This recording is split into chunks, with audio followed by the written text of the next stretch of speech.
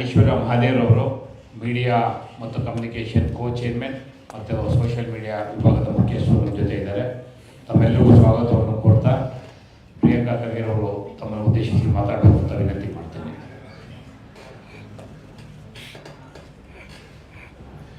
ಮಾನ್ಯ ಶಾಸಕರಾದಂಥ ಶ್ರೀ ರಮೇಶ್ ಕುಮಾರ್ ಸಾಹೇಬ್ರೆ, ಆತ್ಮೀಯರಾದಂಥ ಶ್ರೀ ದೀಪಕ್ ತಿಮ್ಮಯ್ಯನವರೇ, ಐಶ್ವರ್ಯ ಅವರೇ ಹಾಗೂ ಎಲ್ಲ ನಮ್ಮ ಮಾಧ್ಯಮದ ಸ್ನೇಹಿತರೆ, ವಿಚಾರ ಭಾಳ ಗಂಭೀರವಾಗಿರೋದ್ರಿಂದ ಮತ್ತು ಒಂದು ವಿಧೇಯಕದ ಬಗ್ಗೆ ಇರೋದರಿಂದ ಸ್ವಲ್ಪ ಸುದೀರ್ಘವಾಗಿ ನಡಿಬೋದು. ಎಂದಿನಂತೆ ತಮ್ಮ ಸಹನೆ ಮತ್ತು ಸಹಕಾರ ಇರಲಿ ಅಂತ ಕೋರ್ತಾ ಇದ್ದೀನಿ ಮತ್ತೊಮ್ಮೆ. ಬಂಧುಗಳೇ, ಈಗ ತಮಗೆಲ್ಲರಿಗೂ ಗೊತ್ತಿರೋ ಹಾಗೆ ಮೊನ್ನೆ ಪಾರ್ಲಿಮೆಂಟ್ನಲ್ಲಿ ಯಾವುದೇ ಚರ್ಚೆ ಇರಲಾರ್ದೆ ಮೋದಿ ಸರ್ಕಾರದವರು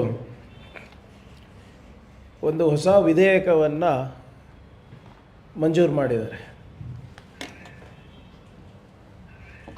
VBG ರಾಮ್ಜಿ ಬಿಲ್. ಅವರೇನು ಹೇಳ್ತಾ ಇರೋದು, ಹಳೇ ಯಾವುದು Mahatma Gandhi national rural employment guarantee act ಇದೆ, ಅದನ್ನು ನಾವು ರಿಫಾರ್ಮ್ ಮಾಡಿದ್ದೀವಿ. ಆ ರಿಫಾರ್ಮ್ ಮಾಡಿಬಿಟ್ಟು ನಾವು ಒಂದು Viksit Bharat guarantee for Rozgar and Ajeevika mission ಬಿಲ್ಲನ್ನು ತಂದಿದ್ದೀವಿ ಅಂತ. ಇವರು ರಿಫಾರ್ಮು ಮಾಡಿಲ್ಲ ಅಥವಾ ಅದಕ್ಕೆ ಸರಳೀಕರಣ ಅಥವಾ ಸಬಲೀಕರಣನೂ ಮಾಡಿಲ್ಲ. ಭಾಳ ಸ್ಪಷ್ಟವಾಗಿ ಮನ್ರೇಗಾ ಆ್ಯಕ್ಟ್ ಏನಿತ್ತು ಅದನ್ನು ರಿಪೀಲ್ ಮಾಡಿದ್ದಾರೆ. ಸೆಕ್ಷನ್ 37ನಲ್ಲಿ ತಾವು ಓದಿದ್ರೆ MNREGA and all it's notification stands repealed ಅಂತಲೇ ಇರೋದು. ಸೊ ಸಂಪೂರ್ಣವಾಗಿ ನಾಶ ಮಾಡಿದ್ದಾರೆ. ಕಳೆದ 19-20 ವರ್ಷದಿಂದ ಈ ಉದ್ಯೋಗ ಖಾತ್ರಿ ಯೋಜನೆ ಗ್ರಾಮೀಣ ಪ್ರದೇಶದಲ್ಲಿ ಜೀವನೋಪಾಯದ ಗ್ಯಾರಂಟಿ ಇತ್ತು. ಇವತ್ತು ಮೋದಿ ಸರ್ಕಾರ ಈ ಜೀವನೋಪಾಯದ ಗ್ಯಾರಂಟಿಯನ್ನು ಜನರಿಂದ ಕಸ್ಕೊಂಡಿದ್ದಾರೆ. ಯಾವುದು ಡಿಮಾಂಡ್ ಬೇಸ್ಡ್ ಸ್ಕೀಮ್ ಇತ್ತು, ಈಗ ಸಪ್ಲೈ ಬೇಸ್ಡ್ ಸ್ಕೀಮ್ ಮಾಡಿದ್ದಾರೆ. ಡಿಮಾಂಡ್ ಬೇಸ್ಡ್ ಅಂದರೆ, ಈಗ ನನ್ನ ಹತ್ರ ಉದ್ಯೋಗ ಖಾತ್ರಿ ಕಾರ್ಡ್ ಇದ್ದರೆ, ಜಾಬ್ ಕಾರ್ಡ್ ಇದ್ದರೆ, ನಾನು ರಾಜ್ಯದಲ್ಲಿ ಎಲ್ಲನ ಹೋಗಿ ನಾನು ಉದ್ಯೋಗವನ್ನು ನಾನು ಡಿಮಾಂಡ್ ಮಾಡ್ಬೋದಾಗಿತ್ತು, ಹಕ್ಕಿತ್ತು ನಂದು, ರೈಟ್ ಟು ಲೈವ್ಲಿಹುಡ್. ಈಗ ಅದನ್ನು ತೆಗೆದುಬಿಟ್ಟು ಸಪ್ಲೈ ಬೇಸ್ಡು ಅಂದರೆ ಅಲ್ಲಿ ಅವು ನೋಟಿಫೈ ಆಗಿದ್ದರೆ ಮಾತ್ರ ನನಗೆ ಉದ್ಯೋಗ ಸಿಗುತ್ತೆ. It has become like any other central sponsored scheme. ಮುಂಚೆ ಏನಿರ್ತಾಯಿತ್ತು, ಕೇಂದ್ರ ಸರ್ಕಾರನೇ ಎಲ್ಲ ಜವಾಬ್ದಾರಿ ತೊಗೊತಾ ಇತ್ತು. 100% ವೇಜ್ ಪೇಮೆಂಟ್ ಇರ್ಬೋದು ಮತ್ತು ಮೆಟೀರಿಯಲ್ ಪೇಮೆಂಟ್ಸ್ನಲ್ಲಿ 25% ನಮ್ಮದಿತ್ತು. ಈಗ ಬೇರೆ ಯಾವುದೋ ಆರ್ಡಿನರಿ ಸ್ಕೀಮ್ ಥರ ಮಾಡಿದ್ದಾರೆ. It's not an act anymore like how it was before, which guaranteed livelihood. Modi ಸರ್ಕಾರ ಈ VBG ರಾಮ್ಜಿ ಬಿಲ್ ತಂದು 3 ಪ್ರಮುಖವಾದಂಥ ಸಂವಿಧಾನಿಕ ಹಕ್ಕುಗಳನ್ನು ಮೊಟಕುಗೊಳಿಸಿದ್ದಾರೆ ಇವತ್ತು. ಮೊದಲನೇದು, ನಾನು ಹೇಳ್ದಂಗೆ ಜೀವನೋಪಾಯದ ಹಕ್ಕನ್ನು ಕಸ್ಕೊಂಡಿರೋದು. ಎರಡನೇದು, ನಮ್ಮ ಸಂವಿಧಾನದ ಪ್ರಕಾರ ನಮಗೆ ಪಂಚಾಯತ್ಗಳಿಗೆ ಕೆಲವು ಹಕ್ಕಿತ್ತು ವಿಕೇಂದ್ರೀಕರಣದಲ್ಲಿ, ಆ ಪಂಚಾಯತಿನ ಹಕ್ಕನ್ನು ಕೂಡ ಕಸ್ಕೊಂಡಿದ್ದಾರೆ. ಮತ್ತು ರಾಜ್ಯ ಜೊತೆ ಯಾವುದೇ ರೀತಿಯಾದಂಥ ಕನ್ಸಲ್ಟೇಷನ್ ಇರಲಾರ್ದೆ ರಾಜ್ಯದ ಸರ್ಕಾರದ ಮೇಲೆ ಆರ್ಥಿಕ ಹೊರೆಯನ್ನು ಹಾಕಿದ್ದಾರೆ. They have taken away the right to livelihood. They have taken away the powers of the panchayat, and they have given additional burden, financial burden, to the state government without the consultation of state government. ಇದು ಹೇಗೆ ಸಂವಿಧಾನವನ್ನು ಉಲ್ಲಂಘನೆ ಮಾಡಿದ್ದಾರೆ ಅಂದ್ಬಿಟ್ಟು ತಮಗೆ ವಿವರವಾಗಿ ಹೇಳ್ತೀನಿ. ಮನ್ರೇಗಾನಲ್ಲಿ right to work ಅಂತ ಇತ್ತು, ಅಂದರೆ ರೈಟ್ ಟು ಲೈವ್ಲಿಹುಡ್, ನಾವು ಹೋಗಿ ಡಿಮಾಂಡ್ ಮಾಡ್ಬೋದಾಗಿತ್ತು. ವಿ ಗ್ರಾಮ್ಜಿನಲ್ಲಿ ಏನಿದೆ ಅಂದರೆ work only if centre permits, ಅಂದರೆ ನಿಮಗೆ ಕೆಲಸ ಕೇಂದ್ರ ಸರ್ಕಾರ ಕೊಟ್ಟರೆ ಮಾತ್ರ ನೀವು ಮಾಡಬಹುದು, ಇದ್ರೆ ಮಾಡಲಿಕ್ಕಾಗಲ್ಲ. ಇದು ಎಲ್ಲಿ ಕಾಣಿಸುತ್ತೆ ಅಂದರೆ, ನೀವು ಬಿಲ್ ಅನ್ನು ಇನ್ನು ಕನ್ನಡದಲ್ಲಿ ಅನುವಾದನೆ ಆಗಿಲ್ಲ, ಸೊ ಇದೇನು ಕೇಂದ್ರ ಸರ್ಕಾರದಲ್ಲಿದೆ ಅದೇ ಓದಬೇಕಾಗ್ತದೆ. ಸೆಕ್ಷನ್ 4(5) ನೋಡಿ. ಸೆಕ್ಷನ್ 4(5) ಭಾಳ ಸ್ಪಷ್ಟವಾಗಿ ಏನು ಹೇಳ್ತಾರೆ ಅಂದರೆ, the central government shall determine the state wise normative allocation for each financial year based on objective parameter as may be prescribe by the central government. The central government shall determine state wise normative allocation. Normative allocation ಅಂದರೆ ಏನು? ಅವರು ಅನುದಾನವನ್ನು ಒಂದು ಪಂಚಾಯತಿಗೆ ನೀಡಬಹುದು, ಆ allocation ಮೇರೆಗೆ ನೀವು ಕೆಲಸ ಮಾಡಬೇಕು. ಮುಂಚೆ ಹಾಗೆ ಸಪ್ಲೈ ಬೇಸ್ಡ್ ಇರಲಿಲ್ಲ, ಡಿಮಾಂಡ್ ಬೇಸ್ಡ್ ಇತ್ತು. ನಾನು 100ಕ್ಕಿಂತ ಹೆಚ್ಚು ಮಾಡೋ ದಿನವೂ ಕೆಲಸ ಮಾಡ್ಬೋದಾಗಿತ್ತು, 50 ದಿನಕ್ಕಿಂತ ಹೆಚ್ಚನ್ನು ಮಾಡ್ಬೋದಾಗಿತ್ತು ಪಂಚಾಯತ್ನಲ್ಲಿ. 5(1) ಏನು ಹೇಳ್ತಾರೆ ಅಂದರೆ, the state government shall in such rural area in state as may B notified by the central government provide to every household whose adult members volunteer to do unskilled manual work not less than 125 days of guaranteed employment in a financial year in accordance with the scheme under this act. ಅಂದರೆ notify ಆಗಬೇಕು. ಮುಂಚೆ ಥರ ಎಲ್ಲ ಪಂಚಾಯತಿಗೆ ಕೆಲಸ ಸಿಗುತ್ತೆ ಅಂತ ಇಲ್ಲ. Central government will notify the area ಎಲ್ಲಿ ವಿ ಗ್ರಾಮ್ಜಿ ತಗೋಬೋದು. ನೋಟಿಫಿಕೇಷನ್ ಆದಮೇಲೆ ನಿಮಗೆ ನಾರ್ಮೇಟಿವ್ ಅಲೋಕೇಶನ್ ಕೊಡ್ತಾರೆ. Normative allocation means budget. ಆ ನಾರ್ಮೇಟಿವ್ ಅಲೋಕೇಶನ್ ಯಾವ ಆಧಾರದ ಮೇಲೆ ಕೊಡ್ತಾರೆ ಅಂತ ಇನ್ನೂ ಕೂಡ ಸ್ಪಷ್ಟವಾಗಿ ಹೇಳಿಲ್ಲ ನಮಗೆ. ಹಿಂದಿನ ಯೋಜನೆಯಲ್ಲಿ ಏನಿತ್ತು, you could work anywhere in India. ಚಿತ್ತಾಪುರದವ್ರು ಹೋಗಿ ಚಾಮರಾಜನಗರದಲ್ಲಿ ಕೆಲಸ ಮಾಡ್ಬೋದು. ಆದರೆ ಇವಾಗ ವಿ ಗ್ರಾಮ್ಜಿನಲ್ಲಿ ಎಲ್ಲಿ ನೋಟಿಫೈಡ್ ಆಗಿದೆ ಅಲ್ಲಿ ಮಾತ್ರ ಕೆಲಸ ಮಾಡ್ಬೋದು. ಸೊ ಅಕಸ್ಮಾತ್ ಚಿತ್ತಾಪುರ ತಾಲೂಕಿನಲ್ಲಿ ನೋಟಿಫೈ ಆಗಿಲ್ಲ ಅಂದರೆ ಅಲ್ಲಿ ಕೆಲಸ ಮಾಡಲಿಕ್ಕೆ ಆಗೋದಿಲ್ಲ. ನೀವು ಎಲ್ಲೋ ಬೇರೆ ಕಡೆ ಹೋಗಬೇಕಾಗ್ತದೆ. ಈಗ ಅದು ನಿಮ್ಮ ಹಳೆ ಜಾಬ್ ಕಾರ್ಡು ಕೂಡ ಇವಾಗ ಇರೋದಿಲ್ಲ. ಈಗ ಹೊಸದು ಯಾವುದೋ ಏನೋ ಗ್ಯಾರಂಟಿ ರೋಜ್ಗಾರ್ ಕಾರ್ಡ್ಗಳು ಕೊಡ್ತಾರಂತೆ. ಅದು ಎಲ್ಲೆಲ್ಲಿ ವ್ಯಾಲಿಡ್ ಇರುತ್ತೆ, ಏನಿರುತ್ತೆ, ಅದೇನು ಸ್ಪಷ್ಟತೆ ಕೊಟ್ಟಿಲ್ಲ ಅವರು. ಹಿಂದಿನ ಬಿಲ್ನಲ್ಲಿ ಮನ್ರೇಗಾನಲ್ಲಿ ಏನಿತ್ತು, you could work throughout the year, ಅಂದರೆ 365 ಡೇಸ್ ನೀವು ಕೆಲಸ ಮಾಡ್ಬೋದಾಗಿತ್ತು. ಅಂದರೆ ದ ಆ್ಯಕ್ಟ್ ವಾಸ್ ಓಪನ್. ಆದರೆ ವಿ ರಾಮ್ಜಿನಲ್ಲಿ ಪೀಕ್ ವರ್ಕ್ ಸೀಸನ್ನಲ್ಲಿ ನಿಮಗೆ ಕ್ಲೋಸ್ ಮಾಡ್ತಾ ಇದ್ದಾರೆ. 60 ದಿನ ನಿಮಗೆ ನಿಷೇಧ ಇದೆ ಕೆಲಸ ಮಾಡೋದಕ್ಕೆ. ಅಂದರೆ ಇದನ್ನು ಇವ್ರೇನು ಜಸ್ಟಿಫಿಕೇಷನ್ ಕೊಡ್ತಾರೆ ಅಂದರೆ, ಪೀಕ್ ಅಗ್ರಿಕಲ್ಚರ್ ಸೀಸನ್ನಲ್ಲಿ ನಮಗೆ ಕೆಲಸ ಮಾಡಲಿಕ್ಕೆ ಜನ ಸಿಗೋದಿಲ್ಲ, ಅದಕ್ಕೆ ಕೆಲಸ ಮಾಡಲಿಕ್ಕೆ ಅನುಕೂಲ ಆಗಬೇಕು ಜನರಿಗೆ ದೊಡ್ಡ ದೊಡ್ಡ ಹೊಲದಲ್ಲಿ, ಅದಕ್ಕೆ ನಾವು ನಿಷೇಧವನ್ನು ನಾವು ಮಾಡ್ತಾಯಿದ್ದೀವಿ 60 ದಿನ ಅಂತ ಹೇಳ್ತಾರೆ. ಇದರಲ್ಲಿ ಸೆಕ್ಷನ್ 6(1) ನೀವು ನೋಡಿದ್ರೆ,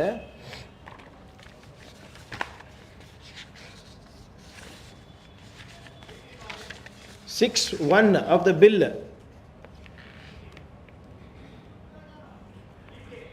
notwithstanding anything contained in this act or rules made thereunder and to facilitate adequate availability of agriculture labor, ದಯವಿಟ್ಟು ಗಮನಿಸಬೇಕು, to facilitate adequate availability of agriculture labor during peak agriculture seasons, no work shall be commenced or executed under this act during such peak seasons as be notified under subsection 2.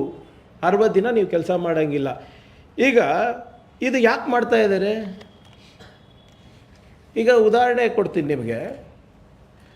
ಈಗ ಕಟಾವು ಸೀಸನ್ನಲ್ಲಿ ನನಗೆ ಮನ್ರೇಗಾ ಕೆಲಸ ಸಿಗ್ತಾಯಿತ್ತು, minimum wages ಸಿಗುತ್ತೆ ನನಗೆ. ಅದಕ್ಕೆ ನಾನು ಯಾವುದೋ ಆ ಊರಿನಲ್ಲಿ ದೊಡ್ಡವ್ರ ಹೊಲಕ್ಕೆ ದುಡಿಯೋಕ್ಕೆ ಹೋಗೋದಿಲ್ಲ ನಾನು, ಯಾಕಂದರೆ ಇಲ್ಲಿ ನನಗೆ ಮಿನಿಮಮ್ ವೇಜಸ್ ಸಿಗ್ತಾಯಿದೆ. ಈಗ ಈ ಅಗ್ರಿಕಲ್ಚರ್ ಸೀಸನ್ನಲ್ಲಿ ನೀವು ನಿಷೇಧ ಮಾಡಿದಾಗ ನಾನು ಎಲ್ಲೋಗಬೇಕು ಕೆಲಸಕ್ಕೆ? ಮನ್ರೇಗಾ ಕೆಲಸ ಅಂತೂ ಇಲ್ಲ, ವಿ ಬಿ ರಾಮ್ಜಿ ಕೆಲಸನೂ ಇಲ್ಲ, ನಾನು ಮತ್ತೆ ಆ ದೊಡ್ಡವ್ರ ಹೊಲಕ್ಕೆ ಹೋಗಬೇಕು ದುಡಿಯಲಿಕ್ಕೆ. ಆ ದೊಡ್ಡವ್ರು ಏನು ಹೇಳ್ತಾರೆ, ಇಲ್ಲಪ್ಪ ನನಗೆ 350-400 ರೂಪಾಯಿ ಕೊಡೋಕ್ಕಾಗಲ್ಲ, 250ಗೆ ದುಡಿಯೋಂಗಿದ್ರೆ ದುಡಿ, 200ಗೆ ದುಡಿಯೋಂಗಿದ್ರೆ ದುಡಿ, ಇಲ್ಲದ್ರೆ ನಾನು ಏನೂ ಮಾಡಲಿಕ್ಕಾಗೋದಿಲ್ಲ ಅಂತ. ಈಗ ನಾನು ಎಲ್ಲಿ ಹೋಗಬೇಕು? ನಾವು ಜೀವನೋಪಾಯಕ್ಕೋಸ್ಕರ ಅಲ್ಲೇ ಹೋಗಿ ದುಡಿಬೇಕು. No minimum wages, nothing. Exploitation ಆಗಲ್ವಾ? ಇದು ಯಾರಿಗೋಸ್ಕರ? ಇದು ಯಾವುದಪ್ಪ, ಅಗ್ರಿಕಲ್ಚರ್ ಲೇಬರ್ ಸಿಗ್ತಾ ಇಲ್ಲ ಅಂದ್ಬಿಟ್ಟು ಯಾರು ಹೇಳಿದ್ದಾರೆ ಇಲ್ಲಿ? ಅಥವಾ ದೊಡ್ಡವರಿಗೆ ಮಿನಿಮಮ್ ವೇಜಸ್ ಕೊಡಬೇಕಾಗುತ್ತೆ ಅಂದ್ಬಿಟ್ಟು ಇವ್ರು ಅನುಕೂಲ ಮಾಡಿರೋದ? ಇದು ವೆರಿ ಔಟ್ರೈಟ್ ಆಗಿ ಅವರು ಸ್ಟೇಟ್ಮೆಂಟ್ ಆಫ್ ಆಬ್ಜೆಕ್ಷನಲ್ಲೂ ಅದೇ ಹೇಳಿರೋದು. ಏನು ಸರ್ವೆ ಇದೆ, ಏನು ಡೇಟಾ ಇದೆ, ಇವರಿಗೆ ಅಗ್ರಿಕಲ್ಚರ್ ಲೇಬರ್ ಸಿಗ್ತಾ ಇಲ್ಲ ಅಂದರೆ ಜನ ನಗ್ತಾರೆ, ಲೇಬರ್ ಸಿಗ್ತಾ ಇಲ್ಲ ಊರಿನಲ್ಲಿ ಅಂತ. ಹಿಂದಿನ ಮನ್ರೇಗಾನಲ್ಲಿ ಏನಿತ್ತು, notified wages link to inflation ಅಂತ ಇತ್ತು. ಇವಾಗ ನಿಮಗೆ ವೇಜ್ ಗ್ಯಾರಂಟಿ ಕೂಡ ಇಲ್ಲ ಇದರಲ್ಲಿ. ಈಗ ನಿಮ್ಮ section 10ನಲ್ಲಿ the central government may by notification specify the wage rate of the purpose of this act, which shall apply to all unskilled manual work provided under the scheme, provided that different wage rates may be notified by the central government for different areas. Provided further, the wage rate so notified shall not be less than the prevailing wage rate as notified under section 6 of Mahatma Gandhi National Rural Employment Guarantee Act 2005. ಈಗ ಇದರಲ್ಲಿ ಏನು ಹೇಳ್ತಾ ಇದ್ದಾರೆ ಅಂದರೆ, ಒಂದು section 37ನಲ್ಲಿ ಉದ್ಯೋಗ ಖಾತ್ರಿ ಆ್ಯಕ್ಟೇ ಇಲ್ಲ ಅಂತ ಇದ್ದಾರೆ. ಇನ್ನೊಂದು ಕಡೆ ಹೇಳ್ತಾ ಇದ್ದಾರೆ ಆ ಹಿಂದಿನ ಆ್ಯಕ್ಟ್ ನೋಟಿಫಿಕೇಶನ್ ಪ್ರಕಾರ ಇರುತ್ತೆ ಅಂತ. All sections have already bean repealed in section 37. ನೀವು ಯಾವ ಆಧಾರದ ಮೇಲೆ ಇದು ಹೇಳ್ತಾ ಇದ್ದೀರಾ ಅವ್ರಿಗೆ ಗೊತ್ತಿಲ್ಲ. ಆಮೇಲೆ ಉದ್ಯೋಗ ಖಾತ್ರಿ ಯೋಜನೆಯಲ್ಲಿ ಏನಿತ್ತು, ಎವ್ರಿ ಇಯರ್ ವೇಜ್ ಏನು ಸಿಗ್ತಾ ಇತ್ತು ಅದು ರಿವೈಸ್ ಆಗ್ತಾ ಇತ್ತು. ಬೆಲೆ ಏರಿಕೆಗಿರ್ಬೋದು, ಇನ್ಫ್ಲೇಷನಿಗಿರ್ಬೋದು. It was in the act itself. ಇಲ್ಲಿ ಅದು ತೆಗೆದುಬಿಟ್ಟಿದ್ದಾರೆ. So there is wage revision as per inflation ಆಗೋದಿಲ್ಲ, ಬೆಲೆ ಏರಿಕೆ ಪ್ರಕಾರ, ಇನ್ಫ್ಲೇಷನ್ ಪ್ರಕಾರ ಆಗೋದಿಲ್ಲ ಅಂದಂಗೆ ಇದು ಅರ್ಥ ಆಗ್ತಾ ಇದೆ. ಹಿಂದೆ ಮನ್ರೇಗಾನಲ್ಲಿ ಪಂಚಾಯತ್ ಡಿಸೈಡ್ ಮಾಡ್ತಾಯಿತ್ತು. ಈಗ ಎಲ್ಲರಿಗೂ ತಮಗೆಲ್ಲ ನಮ್ಮ ಸ್ನೇಹಿತರಿಗೆ ಗೊತ್ತಿದೆ, ಪಂಚಾಯತ್ ಕೆಲಸ ತೊಗೋತಾಯಿದ್ರು. ಯಾವ ಕೆಲಸ ತೊಗೋಬೇಕು, ಹೇಗೆ ಮಾಡಬೇಕು, ಏನು ಮಾಡಬೇಕು ಅಂದ್ಬಿಟ್ಟು ಗ್ರಾಮ ಸಭಾನಲ್ಲಿ ಇಟ್ಕೊಂಡು ತೊಗೋಬೇಕಾಗಿದೆ.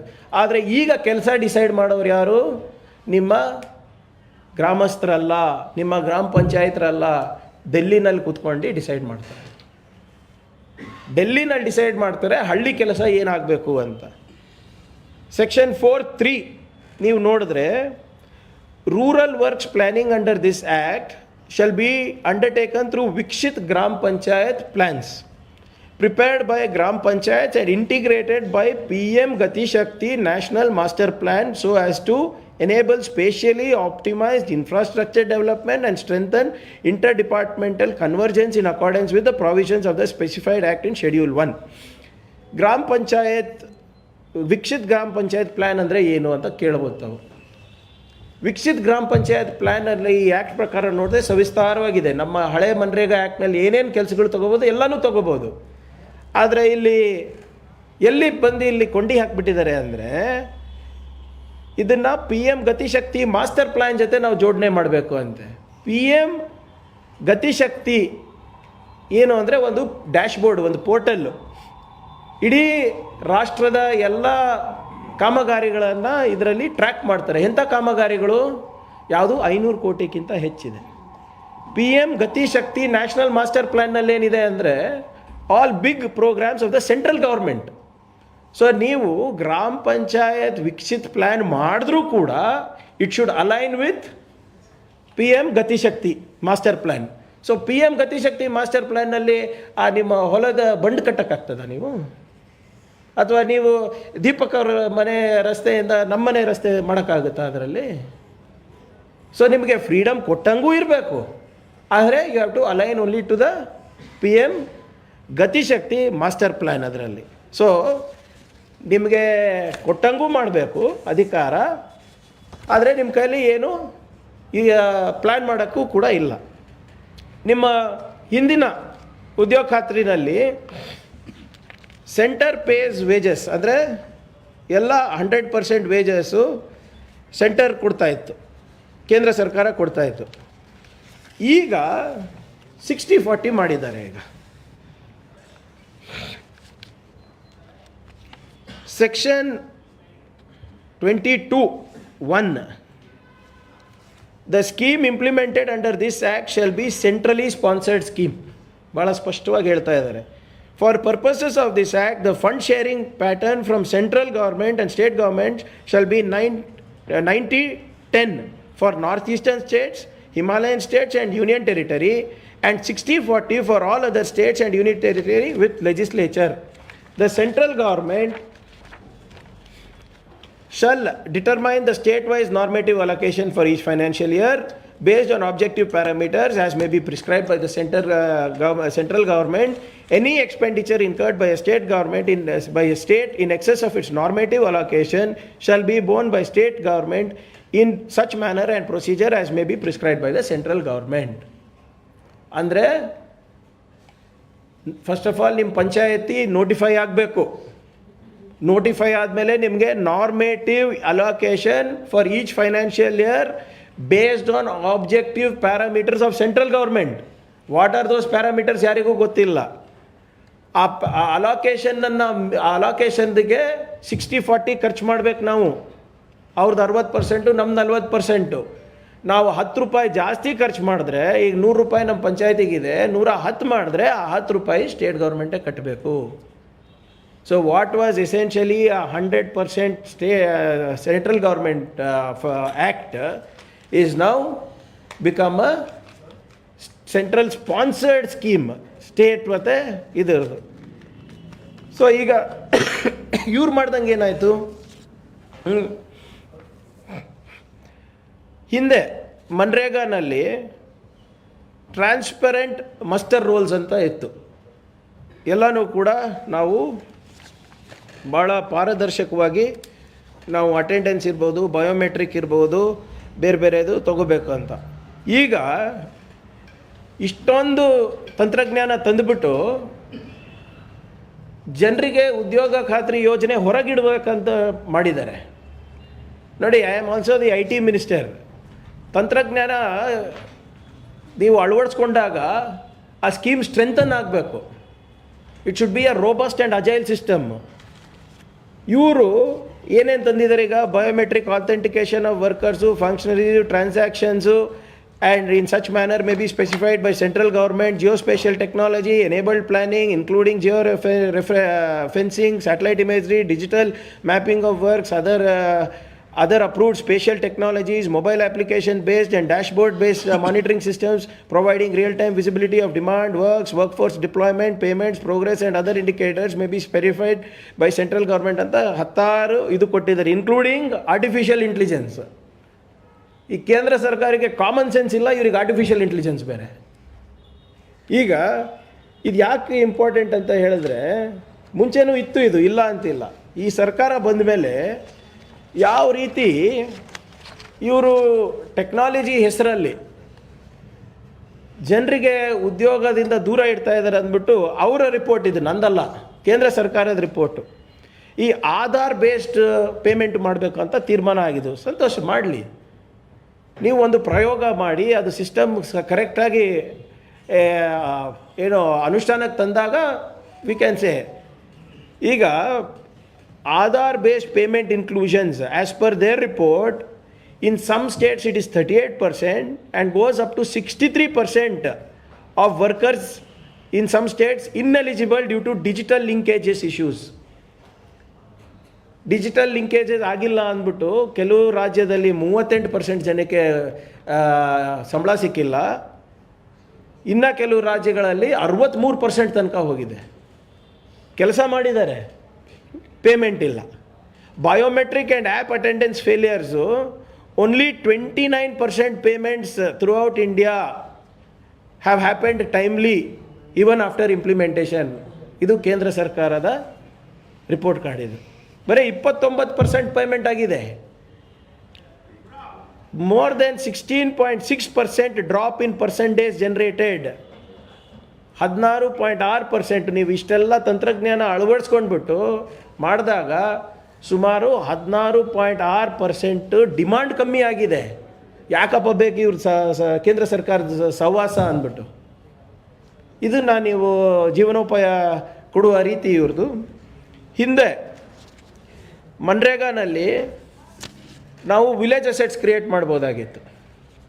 ಅಂದರೆ ಗ್ರಾಮ ಸಭೆ ನಡೆಸ್ಬಿಟ್ಟು ಗ್ರಾಮಸ್ಥರಿಗೆ ಏನು ಬೇಕು, ಪಂಚಾಯತಿಗೆ ಏನು ಬೇಕು, ಗ್ರಾಮೀಣ ಮಟ್ಟದಲ್ಲಿ ನಾವು ಕ್ರಿಯೇಟ್ ಮಾಡ್ಬೋದಾಗಿತ್ತು. ನಿಮಗೆ ಉದಾಹರಣೆ ಕೊಡಬೇಕು ಅಂದರೆ ಕಳೆದ 2.5 ವರ್ಷದಲ್ಲಿ ನಮ್ಮ ರಾಜ್ಯದಲ್ಲಿ ಸುಮಾರು 17 ಲಕ್ಷ ಏನು ಹಳ್ಳಿ ಮಟ್ಟದಲ್ಲಿ ಆಸ್ತಿ ಸೃಜನೆ ಮಾಡಿದ್ದೀವಿ. ಇದು ಯಾರು ಮಾಡಿರೋದು? ಪಂಚಾಯತ್ ಅವ್ರು ಮಾಡಿದರು. ಸುಮಾರು 80 ಲಕ್ಷ ಕುಟುಂಬಗಳಿಗೆ ಇವತ್ತು ನಾವು ಜೀವನೋಪಾಯವನ್ನು ನಾವು ನೀಡಿದ್ದೇವೆ.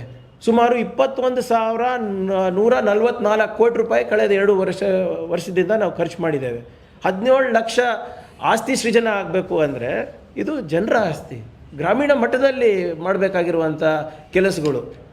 ಇವಾಗ ನಾವು ವಿಲೇಜ್ ಅಸೆಟ್ಸ್ ಅನ್ನು ಬಿಟ್ಟು ಇವಾಗ ನಾವು ಕಾಂಟ್ರಾಕ್ಟರ್ ಲೆಡ್ ಪ್ರಾಜೆಕ್ಟ್ಸಿಗೆ ಹೋಗ್ತಾ ಇದ್ದೀವಿ ನಾವು. ಈಗ ನಾನು ಹೇಳ್ದಂಗೆ PM ಗತಿಶಕ್ತಿ ಮಾಸ್ಟರ್ ಪ್ಲ್ಯಾನ್ನಲ್ಲಿ ಬರೀ ದೊಡ್ಡವ್ರ ಪ್ರಾಜೆಕ್ಟ್ಸ್ ಇರೋದು. Roads, connectivity, it is specified by the central government. ಈಗ ನಿಮ್ಮ ಇದರಲ್ಲಿ ನೀವು ನೋಡಿದ್ರೆ ನೀವು ಬಿಲ್ನಲ್ಲಿ ಸೆಕ್ಷನ್ 21(2) ನೋಡಿ, ಭಾಳ ಸ್ಪಷ್ಟವಾಗಿ ಹೇಳ್ತಾರೆ, in cases of convergence where components of a work are financed under other schemes, the execution of those components may follow the norms of converging scheme including the use of contractors are permitted. ಹಿಂದೆ ಮನ್ರೇಗಾನಲ್ಲಿ contractor ಅಂತ ಪದಾನೇ ಇರ್ತಾ ಇರಲಿಲ್ಲ. ಅಂದರೆ ಮುಂಚೆ ಏನಾಗ್ತಾ ಇತ್ತು, ಈಗ convergence ಮುಂಚೆಯಿಂದನೂ ಇದೆ. ಈಗ ಯಾವುದೋ ಒಂದು ಪ್ರೈಮರಿ ಸ್ಕೂಲ್ ಪ್ರೈಮರಿ ಶಾಲೆಯನ್ನು ಕಟ್ತಾ ಇದ್ದೀವಿ, ಉದ್ಯೋಗ ಖಾತ್ರಿಯಿಂದ ಕಾಂಪೌಂಡ್ ಕಟ್ತಾ ಇದ್ದೀವಿ. ಕನ್ವರ್ಜೆನ್ಸ್ ಆದಾಗ ಏನಾಗುತ್ತೆ, ಮನ್ರೇಗಾ ಆ್ಯಕ್ಟ್ಸ್ ಟೇಕ್ ಪ್ರಿಸಿಡೆನ್ಸ್. ಅದು ಎಂಟೈರ್ ಪ್ರಾಜೆಕ್ಟು ಉದ್ಯೋಗ ಖಾತ್ರಿ ಯೋಜನೆ ಆ್ಯಕ್ಟ್ ಪ್ರಕಾರ ಕನ್ವರ್ಜ್ ಆಗುತ್ತೆ. ಇವಾಗ ಏನು ಹೇಳ್ತಾ ಇದ್ದಾರೆ, ಇಲ್ಲ ನಾವು ಹೋಗಿ ಕಾಂಟ್ರಾಕ್ಟರ್ ಹತ್ರ ದುಡಿಬೇಕು, ಕನ್ವರ್ಜೆನ್ಸ್ ಟೇಕ್ ಪ್ರಿಸಿಡೆನ್ಸ್. ಸೊ ಹೀಗಾಗಿ ನೀವು ದನದ ಕೊಟ್ಟಿಗೆ ಕಟ್ಟೋದಿರ್ಬೋದು, ಬೇರೆ ಬೇರೆದು ಇರ್ಬೋದು, ₹1 ರಾಜ್ಯ ಸರ್ಕಾರದಿಂದ ಅಥವಾ ಕೇಂದ್ರ ಸರ್ಕಾರದಿಂದ ಬಂದುಬಿಟ್ರೆ ನಿಮ್ಮ ಮನ್ರೇಗಾ ಆ್ಯಕ್ಟಲ್ಲ, ಅವರು ಹೋಗಿ ಆ ಕಾಂಟ್ರಾಕ್ಟರ್ ಹತ್ರ ದುಡಿಬೇಕು. So it is a contractor led initiative ಕೂಡ ಆಗಿಬಿಡುತ್ತೆ ಇದು.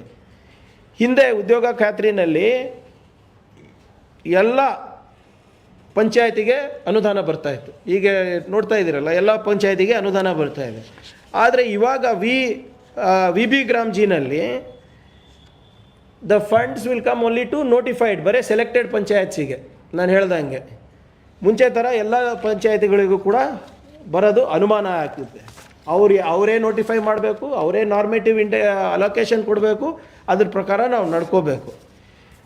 ಇದ್ರ ಜೊತೆಗೆ ಇದು ಬರೀ ಒಂದು ಪಕ್ಷಿ ನೋಟ ಕೊಡ್ತಾ ಇರತ್ತೆ ನಮಗೆ.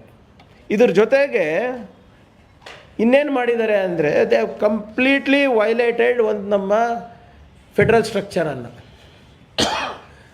ಕೇಂದ್ರ ಸರ್ಕಾರಿಗೆ ಏನಾಗಿದೆ, ಕರ್ನಾಟಕದ ದುಡಿಮೆ ಬೇಕಾಗಿದೆ, ಕನ್ನಡಿಗರ ಬೆವರು ಬೇಕಾಗಿದೆ, ಕನ್ನಡಿಗರ ಟ್ಯಾಕ್ಸ್ ಬೇಕಾಗಿದೆ, ತೆರಿಗೆ ಬೇಕಾಗಿದೆ, GST ಬೇಕಾಗಿದೆ, ನಮ್ಮ ಸಾಮರ್ಥ್ಯ ಬೇಕಾಗಿದೆ, ನಮ್ಮ ಪ್ರತಿಭೆ ಬೇಕಾಗಿದೆ. ನಿಮ್ಮ ವಿಕಸಿತ ಭಾರತ್ ಕನಸು ಕನ್ನಡಿಗರು ನನಸು ಮಾಡಬೇಕು. ಕನ್ನಡಿಗರಿಗೆ ಕೊಡೋದೇನು ಚೊಂಬು. ನೀವು ನಾನು ಯಾಕಿದು violation of the federal structure ಅಂತ ಇದ್ದೀನಿ, ಫೆಡ್ರಲ್ ಸಿಸ್ಟಮ್ ಅಂತ ಇದ್ದೀನಿ. Article 280, what does article 280 say? Article 280 of the Indian Constitution establishes Finance Commission. Finance Commission ಏನು? It is a crucial quasi-judicial body constituted by the President. Article 280 is the bedrock of India's system of financial resource allocation between different levels of government, promoting fairness and stability. ಅಂದರೆ ಈ article 280 ಇಂದ ಏನಾಗುತ್ತೆ, ರಾಜ್ಯ ಸರ್ಕಾರಗಳಿಗೆ ಮತ್ತು ಕೇಂದ್ರ ಸರ್ಕಾರದ ಆಯವ್ಯಯದ ಸಂಬಂಧಗಳು ಹೇಗಿರಬೇಕು ಅದು ತೀರ್ಮಾನ ಆಗುತ್ತೆ through finance commission. Finance commission ಜವಾಬ್ದಾರಿ ಏನು? Distribution of net tax proceeds between centre and States, vertical and horizontal. ಅಂದರೆ ಯಾವ ರಾಜ್ಯಗಳ ಆದಾಯ ಏನು ಬರುತ್ತೆ ಅದು ಒಂದು ಡಿವಿಸಿವ್ ಪೂಲಿಗೆ ಹೋಗುತ್ತೆ ಕೇಂದ್ರ ಸರ್ಕಾರ, ಅಲ್ಲಿಂದ ಟ್ಯಾಕ್ಸನ್ನು ಡಿವಾಲ್ವ್ ಮಾಡ್ತಾರೆ. ಯು ಪಿಗೆ ಎಷ್ಟು ಸಿಗಬೇಕು, ಕರ್ನಾಟಕಕ್ಕೆ ಎಷ್ಟು ಸಿಗಬೇಕು, ಮಧ್ಯಪ್ರದೇಶಕ್ಕೆ ಎಷ್ಟು ಸಿಗಬೇಕು, ಮಹಾರಾಷ್ಟ್ರಕ್ಕೆ ಎಷ್ಟು ಸಿಗಬೇಕು ಅಂತ. Finance commission also measures panchayat and municipality and urban local bodies ಆಗ್ಮೆಂಟೇಷನ್ನು. ಅಂದರೆ ಸ್ಥಳೀಯ ಸಂಸ್ಥೆಗಳೇನಿದೆ ಅವರ ಬೇಡಿಕೆಗಳ ಅನುಸಾರವಾಗಿ ಕೂಡ ಮಾಡೋ ಜವಾಬ್ದಾರಿ ಅವ್ರದ್ದಿದೆ. Finance commission promotes balanced fiscal relationship between centre and states, preventing over centralisation. ದಯವಿಟ್ಟು ಗಮನಿಸಬೇಕು, ಕೇಂದ್ರ ಮತ್ತು ರಾಜ್ಯ ಆಯವ್ಯಯದಲ್ಲಿ ಹೇಗೆ ಒಂದು ಸಾಮರಸ್ಯ ಇರಬೇಕು, ಸಂಪೂರ್ಣವಾಗಿ ಕೇಂದ್ರೀಕೃತ ಆಗಬಾರ್ದು ಅನ್ನೋ ನೋಡ್ಕೊಳೋ ಜವಾಬ್ದಾರಿ ಫೈನಾನ್ಸ್ ಕಮಿಷನ್ದು. ನಿಮಗೆಲ್ಲ ಇದು ಸಾಮಾನ್ಯ ಮಾಹಿತಿ. 16th finance commission has already submitted its report. Correct, sir? Has already submitted to the government now.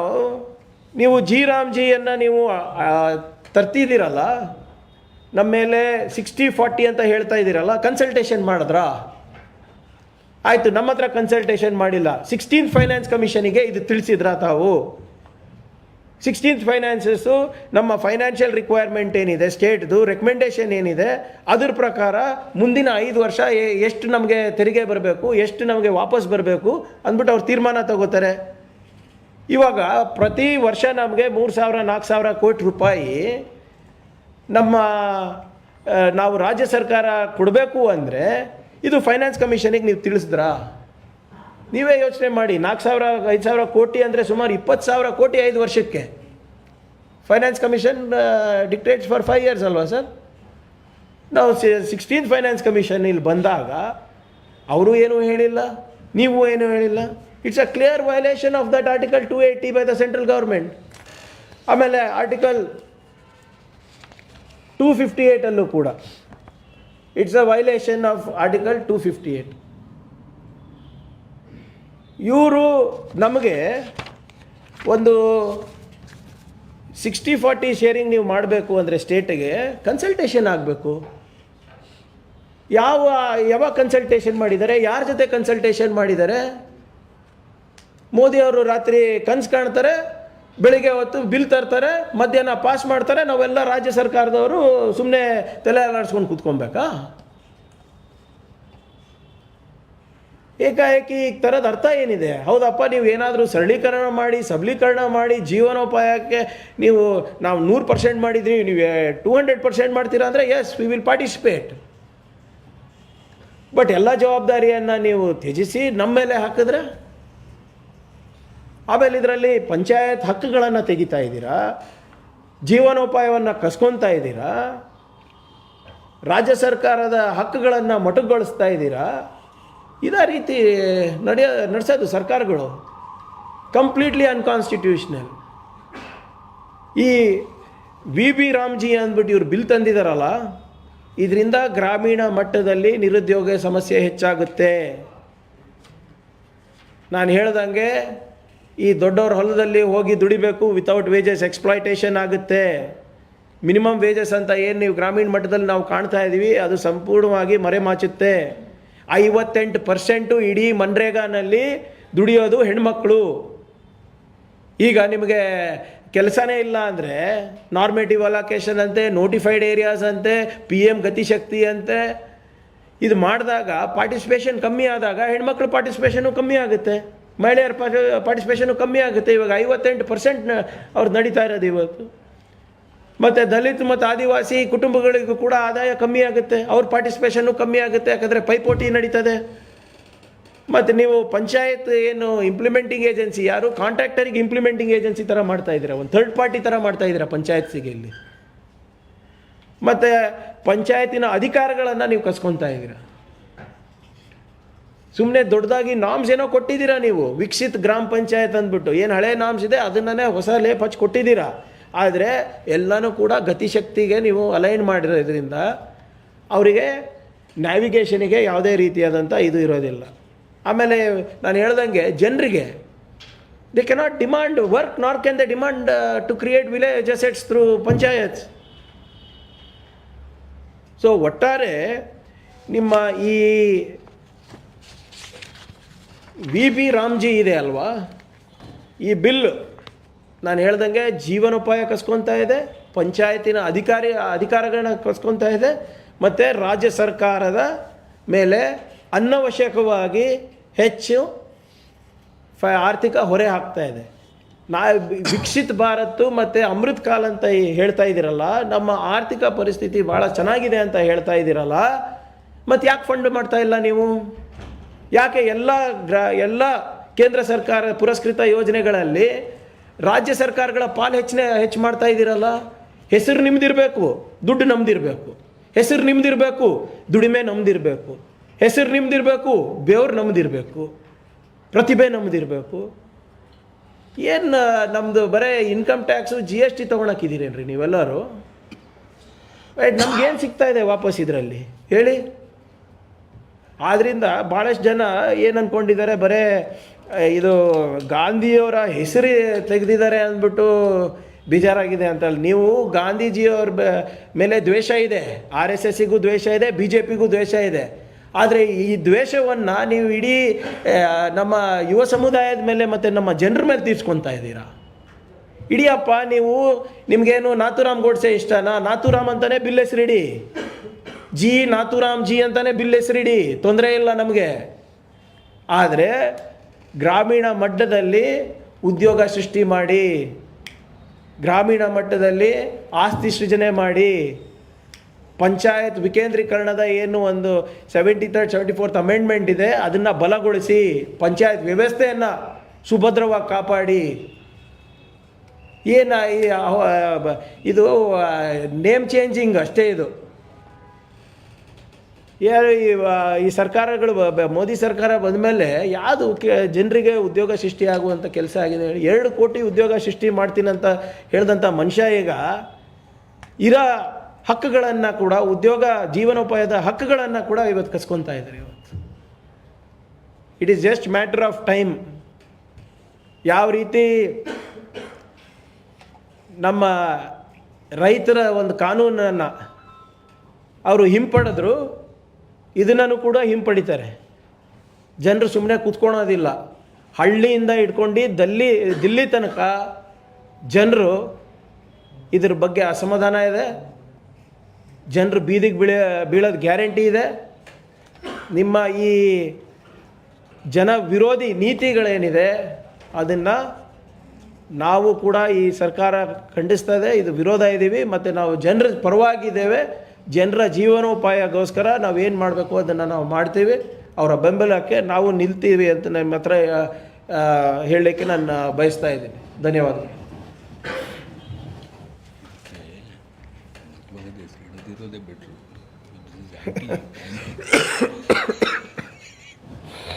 ಏನೋ ಪ್ರಶ್ನೆಗಳಿದ್ರೆ